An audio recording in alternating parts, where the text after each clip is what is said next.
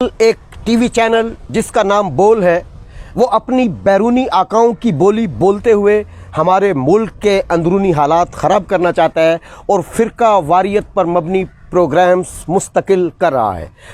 پچھلے دنوں ایک پروگرام میں انہوں نے کچھ ایسے گیسٹ بلائے ہوئے تھے، اینکر بھی جن کا ساتھ دے رہے تھے، کہ وہ دھونس، جبر اور دھاندلی کے ذریعے اپنے موقف کو منوانا چاہ رہے تھے۔ بھائی سب ایک دوسرے کے مقدسات کا احترام کرتے ہیں، لیکن یہ کسی کتاب میں نہیں لکھا ہوا کہ آپ کے جو مقدسات ہیں وہ ہمارے لیے بھی مقدسات ہیں، ہم آپ کے مقدسات کا احترام کریں گے، لیکن یہ تو ضروری نہیں ہے کہ سب کے مقدسات ایک ہوں۔ اگر آپ ہمارے مقدسات کی بات کریں، اللہ، اس کا رسول، کتابیں، فرشتے، محمد و آل محمد، ختم۔ لیکن آپ کے مقدسات کا سلسلہ اتنا وسیع ہے کہ یہ ویڈیو 5 گھنٹے کی ہو جائے گی، اس لیے کہ آپ کے نزدیک رسول خدا بھی مقدس ہے، اور جس نے رسول خدا کے ساتھ 50 جنگیں لڑی وہ بھی مقدس ہے۔ آپ کے نزدیک حضرت امیر حمزہ بھی مقدس ہے، اور جس نے حضرت امیر حمزہ کا کلیجہ چبایا وہ بھی مقدس ہے۔ آپ کے لیے حضرت علی بھی مقدس ہے، جس نے حضرت علی کے ساتھ جنگ لڑی وہ بھی مقدس ہے۔ آپ کے لیے حضرت حمزہ بھی مقدس اور حبشی بھی مقدس۔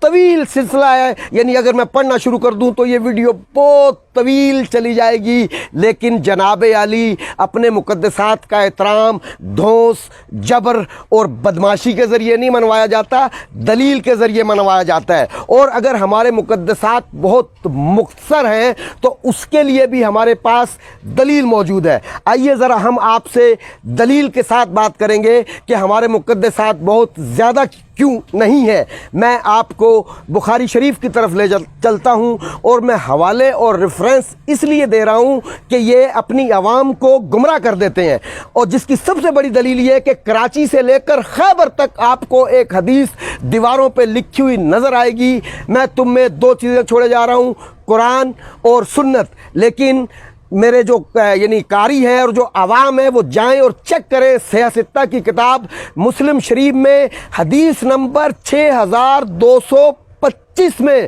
واضح طور پر رسول خدا نے اعلان کیا ہے کہ میں تم میں 2 چیزیں چھوڑے جا رہا ہوں، ایک قرآن اور ایک میرے اہل بیت، یعنی کتاب مسلم شریف صحیح ستہ حدیث نمبر 6225۔ اسی طرح بخاری شریف کی حدیث جس میں رسول خدا نے پیمانہ بنایا کہ فاطمہ بزت و منی، فاطمہ میرے جگر کا ٹکڑا ہے، جس نے اسے غضبناک کیا اس نے مجھے غضبناک کیا، حدیث نمبر 3767۔ اور پھر اسی بخاری شریف میں حدیث موجود ہے کہ حضرت فاطمہ الزہرا ان صاحب پہ غضبناک ہوئی جن صاحب کا نام لے کر مولانا صاحب ضمیر اختر نقوی سے زبردستی کہلوا رہے تھے کہ آپ ان کی عزت کریں۔ ان صاحب کے حوالے سے جناب فاطمہ زہرا بخاری شریف میں حدیث نمبر 4241 غضبناک ہوئی، اور جب تک زندہ رہی کلام نہیں کیا۔ اسی طریقے سے رمضان ٹرانسمیشن میں کس صحابی کی شہادت ہے؟ جناب حضرت عمر کی شہادت نہیں ہے، حضرت عثمان کی شہادت نہیں ہے، صرف ایک خلیفہ راشد ہے جن کی شہادت ہے رمضان میں، وہ ہے حضرت علی کرم اللہ وجہ۔ میرے سمجھ میں یہ نہیں آتا کہ رمضان ٹرانسمیشن میں آپ موضوعات کیا بنائیں گے؟ بھائی رحمتوں کا عشرہ، برکتوں کا عشرہ، مغفرت کا عشرہ، اور اس کے بعد خلیفہ راشد حضرت علی کے فضائل پڑھیں گے، لیکن رمضان میں وہ حدیث پڑھنا کہ میرے بعد کوئی نبی ہوتا تو عمر ہوتا، چے مانی دارت، یعنی آپ بھی وہی تکفیریوں والی سوچ۔ تکفیریوں نے کیا کیا؟ تکفیریوں نے یہ کیا کہ جتنی بھی ایتھنٹک تواریخ ہیں آپ جائیں اور حوالے چیک کریں۔ طبقات ابن سعد جلد نمبر 3 صفحہ نمبر 147، ابن جریر طبری جلد نمبر 3 صفحہ نمبر 235، ابن خلدون جلد نمبر 3 صفحہ نمبر 184، ابن کثیر جلد نمبر 7 صفحہ نمبر 281۔ حضرت عمر کی شہادت 26 ذی الحج کو ہوئی ہے، لیکن یکم محرم کو جب امام حسین کا دن منایا جاتا ہے تو حضرت عمر کی شہادت کو یکم محرم پہ لے جاتے ہیں۔ یہ تکفیری بالکل وہی رویہ خلیفہ راشد حضرت علی کے دن منانے کی بجائے آپ حضرت عمر کا ذکر کریں، ان کا احترام، ان کی رسپیکٹ اپنی جگہ، لیکن جس دن ان کی شہادت کا دن آپ پورا دن ان کا ذکر کریں۔ لیکن رمضان ٹرانسمیشن میں حضرت علی کی شہادت ہے، لہٰذا آپ ان کا ذکر نہیں کریں گے، کسی اور کے حوالے سے بات کریں گے۔ करेंगे तो इससे आपकी नीयत में जो शकूक व शुबहात हैं वो वाज़े हो जाएंगे, और आपका जो दोहरा मेयार है, आपका जो डबल स्टैंडर्ड है, जब हम किसी न्यूट्रल फोरम पे बात करेंगे, जब न्यूट्रल लोगों को जज बनाएंगे तो आपका डबल स्टैंडर्ड नहीं चलेगा। तारीख में आपका डबल स्टैंडर्ड हमें मिलता है कि हज़रत अली भी आपके नज़दीक खलीफा राशिद हैं, हज़रत उस्मान भी खलीफा राशिद हैं, लेकिन अगर हज़रत उस्मान के ख़िलाफ़ कोई शख्स तलवार उठाता है तो उसको आप कहते हैं ये सहाबी है, और हज़रत उस्मान के ख़िलाफ़ कोई तलवार उठाता है तो उसको आप कहते हैं ये बागी है। जब न्यूट्रल लोग बैठे होंगे तो आपका ये रवैया नहीं चलेगा। खुदा के लिए मेरे भाई, अगर आपने बात करनी है तो आप आएँ, बैठें, मुक़द्दसात वाज़े हैं, हमारे जो मराजा उज़ाम है वो ऐलान कर चुके हैं कि आप बरादरान अहले सुन्नत के मुक़द्दसात का एहतराम करें। हम एहतराम करते हैं, लेकिन इसका मतलब ये नहीं है कि हम उनको मुक़द्दस मान भी लें। इसके लिए हमारे पास वाज़े कुरान की आयतें और हदीस और तारीख़ की किताबें भरी पड़ी हैं, और हमारा वही रवैया है जो कुरान का रवैया है। कुरान ने किसी साहबी का नाम नहीं लिया, कुरान ने सिफ़तें बताई हैं, सिफ़त को देखकर मौसूफ़ तक पहुँचना आपका काम है। कुरान ने बताया है कि जो जमकर लड़ते हैं अल्लाह उनको पसंद करता है, मैदान छोड़कर जो चले जाते हैं उनको भी कुरान ने बयान कर दिया।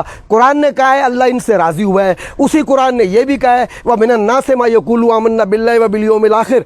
हबीब जो आपकी बारगाह में आकर कहते हैं हम आप पर ईमान लाए, यौम आखिरत पर ईमान लाए, इनके दिलों में ईमान नहीं है। वही कुरान इताअत रसूल की बात करता है। वही कुरान हमें यह भी कहता है कि ख़बरदार रसूल के सामने अपनी आवाज़ों को धीमी रखो, अपनी आवाज़ें बुलंद ना करो। अब मैं टीवी पर आकर कारी साहब से सवालात शुरू कर दूं कि ये कौन लोग थे जो रसूल खुदा से बुलंद आवाज़ में बात करते थे? ये कौन लोग थे जंग तबूक पर जिन्होंने रसूल के कत्ल का प्लान तैयार किया था? और ये कौन साहब थे जो आकर हज़रत हुज़ैफा से बार बार पूछते थे कि उन मुनाफिकीन में मेरा नाम तो नहीं है? अगर हमने ये सवालात शुरू कर दिए हवालों के साथ, रेफरेंस के साथ, तो आपको जवाब देना बहुत मुश्किल हो जाएगा। जनाब आली एहतियात कीजिए।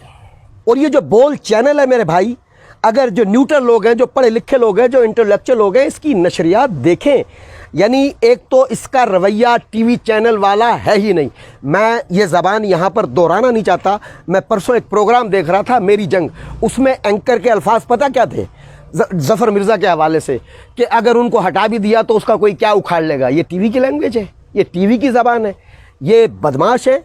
और ये रॉ के ख़िलाफ़ जो बातें करते हैं, मुझे तो शुबा है कि ये इसराइल या अमेरिका के लिए ख़ुद काम करते हैं। इनका एजेंडा है इस मुल्क में फ़िरका वारियत को, क्योंकि इन्होंने एंकर किसको बुलाया है? अरे भाई, इससे बेहतर था आप लुधियानवी या फारूकी किसी तकफीरी को लाके बिठा देते। उन्हीं के मदरसे से फारूक तहसील एक लड़की को जब आपने लाके बिठा दिया है उस एंकर की सीट पे, वहाँ सहाफ़ी बैठता है भाई, वहाँ कोई तकफीरी नहीं बैठता। इन्होंने एक मदरसे से एक तकफीरी खातून को बिठाया, जो पिछले दिनों दूसरे चैनल पर भी एक मुतनाज़ हज़रत अमीर माविया के हवाले से शेख अब्दुल अज़ीज़ मुहद्दिस देलवी रहमतुल्लाह अलैह, हमारे नहीं है, आपके हैं। उन्होंने अपनी किताब में जिनको बागी लिखा है उनके ये फ़ज़ाइल पढ़ रही थी मोहतरमा, और इस तकफीरी खातून को जब आपने लाकर वहाँ बिठा दिया है तो भाई आप ये भी बता दें कि आपके अज़ाइम क्या हैं, आप चाहते क्या हैं। आप इस मुल्क में फ़िरका वारियत चाहते हैं? आप इस मुल्क को आग और खून में नहलाना चाहते हैं? क्या चाहते हैं? कैमरा ने आंखें बंद की हुई हैं, मुहाफ़िज़ी जो इदारे हैं इस मुल्क के तहफ़्फ़ुज़ करने वाले, उन्होंने आंखें बंद की हुई हैं, लेकिन हमारी आंखें खुली हुई हैं। हम अपनी आंखें खुली रखेंगे और हम तुम्हारी किसी ऐसी साजिश को कामयाब नहीं होने देंगे जो हमारे इस मुल्क को तहबाला करके रखे।